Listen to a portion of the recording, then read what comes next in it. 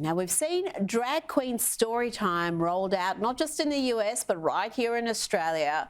But the latest thing is what they're calling family-friendly drag shows. Yes, parents enthusiastically taking their kids along to watch performances that are often suggestive, sexually explicit, and frankly, the sort of content no child should be exposed to. You are such an awesome mom for bringing their kid out to a family-friendly drag show, ladies and gentlemen.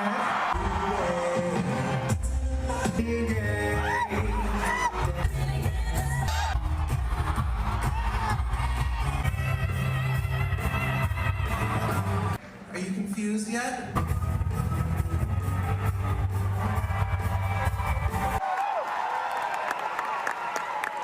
Minty fresh. Joining me now is Executive Director of Defend Our Kids and Blaze TV host Sara Gonzales. Sara, you and Taylor Hanson have been attending these all ages or family-friendly drag shows. Is what we saw there typical of the content? Sadly, Rita, yes, it is typical of the content that they are, of course, billing as family-friendly and all ages welcome. I wish that I could tell you that I have been to one of these drag shows that they are marketing towards kids and that it has not been sexual in nature, but that just has not been my experience. This is the new trend now. You have these woke suburban moms taking their children to, in this case, it was a Christmas drag show, but in many cases, it's a drag brunch where they sip mimosas and get tipsy while their children get sexualized in the process. And it's just a really, really devastating thing for American children here. There are no laws around exposing children to sexually suggestive or explicit content. I mean, you don't see kids at strip clubs. Why are they attending these sort of shows where I've seen clips where they're handing out dollar bills to drag queens who are doing a strip type performance, dancing? Again, are there no laws around this?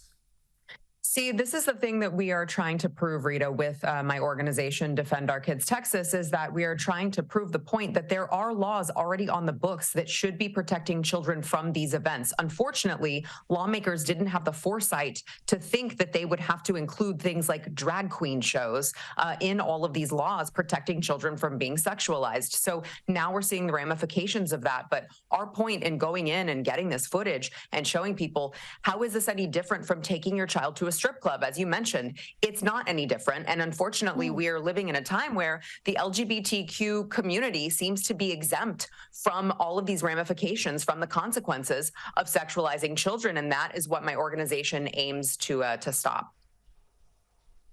Well, even talking about this, even showing the footage that you've got from these events, you get crazy attacks from the activist class who just deny this is happening, deny that there's content there that isn't suitable for children. But I've got to say, whenever I see these videos, my first thought is why? And then my next thought is, what sort of parent chooses to take their child along to see that? And I'm so glad you went along and asked some of these mums, mainly mothers who are taking their kids along. And let's have a look at some of their answers. Can I ask you a question? Do you find this to be age appropriate for your children? Yeah, I mean, I'm a little more, I'm not as conservative, but I mean, really, it's not any different than, I mean, Disney, they have similar things. Like, it's really not that far from it. I had sex with my father's boss in my father's office. Honestly, like, I'm body positive. Minty fresh. Do you find this to be age appropriate for children? Do I find this to be age appropriate? Yeah. For my child, yeah. Hello, you're reaching for my titties. Are you hungry? Do you mind me asking how old she is? She's 12. 12. She knows about sex, and I mean, she doesn't see sex. Yeah. Well, I mean, she kind of sees simulated sex in the show. She goes to school. She sees simulated sex all the time. Sara, the video goes much longer than that, but that gives you an idea of the mindset of some of these mothers. Are they trying to be cool? Are they trying to be progressive as they see it? What is the motivation for going along to events like this with their children? Yeah.